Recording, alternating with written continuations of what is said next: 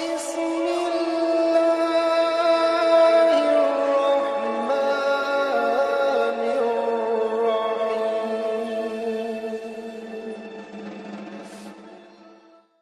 আসসালামু আলাইকুম ওয়া রাহমাতুল্লাহ। আজকে আমরা এই ভিডিওটিতে যে আমল করলে সহজেই শহীদি মৃত্যুর মর্যাদা লাভ করা যাবে সেই বিষয়টি নিয়ে আলোচনা করব ইনশাআল্লাহ।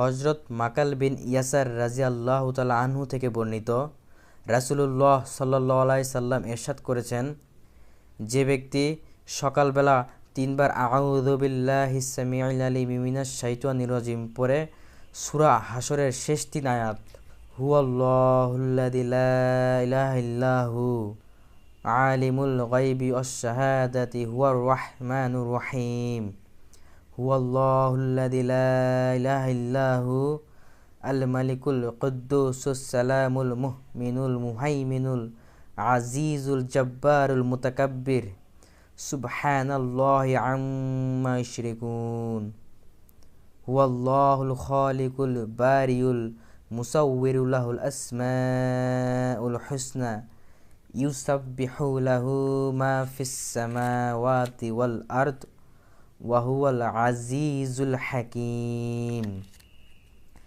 যে ব্যক্তি সূরা হাশরের এই শেষ ৩ আয়াত পাঠ করবে, আল্লাহ পাক তার জন্য ৭০,০০০ ফেরেশতা নিযুক্ত করবেন, যারা তার জন্য সকাল হতে সন্ধ্যা পর্যন্ত রহমতের দোয়া করতে থাকবে এবং ওই দিন তার মৃত্যু হলে সে শহীদি মৃত্যুর মর্যাদা লাভ করবে। সুবহানাল্লাহ।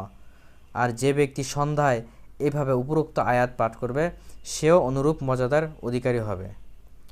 আল্লাহ পাক আমাদের সবাইকে সকাল ও সন্ধ্যায় এই আমলটি করার তৌফিক দান করুক, আমিন।